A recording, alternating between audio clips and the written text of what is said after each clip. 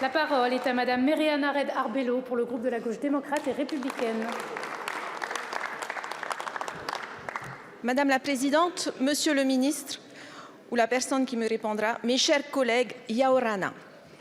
Alors qu'on dénonce la paupérisation des retraités ultramarins de la fonction publique en Polynésie française, en Nouvelle-Calédonie et à Wallis et Futuna, la réponse du gouvernement est de s'attaquer au pouvoir d'achat des actifs en leur proposant un dispositif par capitalisation sur 100% de la part majorée de leur traitement indiciaire. Tout fonctionnaire actif a des retenues sur le traitement afférent à l'indice hiérarchique détenu dans son emploi pour obtenir une pension civile en rapport avec ce traitement indiciaire.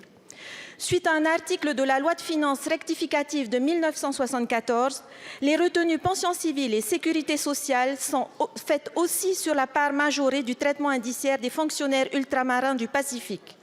Or, leur pension civile n'est calculée que sur le traitement indiciaire de base, sans sa part majorée, car il existait l'ITR, l'indemnité temporaire de retraite, qui venait compenser ce manque. En 2008, le gouvernement en place, suite à l'effet d'aubaine saisi par certains fonctionnaires pour profiter d'une retraite indexée au soleil, alors qu'ils n'avaient jamais ou très peu exercé en Outre-mer, a décidé de programmer l'extinction de l'ITR sur 20 ans, promettant de travailler sur un dispositif de substitution. Nous y sommes.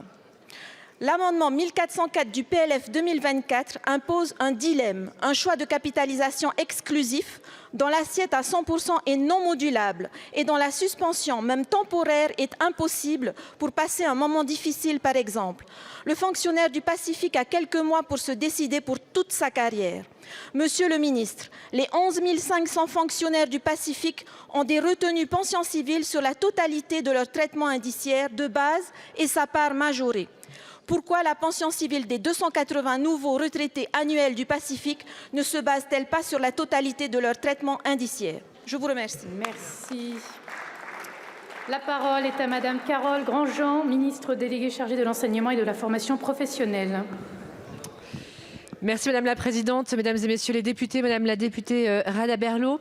Vous interrogez le gouvernement sur les conséquences de l'extinction progressive de l'indemnité temporaire de retraite. Je profite de votre question pour saluer au nom du gouvernement l'engagement des agents publics en Polynésie et dans l'ensemble de nos territoires ultramarins. L'ITR est un dispositif dérogatoire, vous l'avez rappelé Madame la députée, pour les fonctionnaires de l'État qui décideraient de prendre leur retraite dans certains territoires ultramarins. Ce dispositif comportait de nombreuses limites. Et c'est pourquoi, depuis 15 ans, les gouvernements successifs ont décidé son extinction progressive. Et nous ne reviendrons donc pas là-dessus. Toutefois, nous sommes bien conscients des conséquences de la fin de l'ITR pour le pouvoir d'achat des agents. Et c'est pour ça que le président de la République a souhaité qu'un nouveau dispositif soit mis en place en concertation avec les élus et les partenaires sociaux. Nous sommes partis d'un constat simple.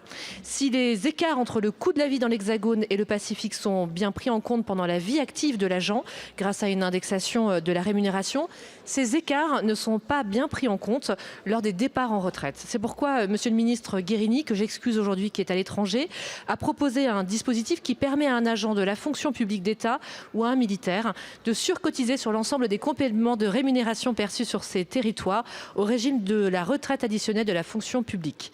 Et pour s'assurer que l'adhésion à ce dispositif ait un effet immédiat, un montant plancher est prévu. Aucun agent ne pourra ainsi toucher moins de 4 000 € annuels. Vous le voyez, alors qu'aucune solution n'avait été définie depuis plus de 15 ans, nous agissons concrètement pour déployer des solutions adaptées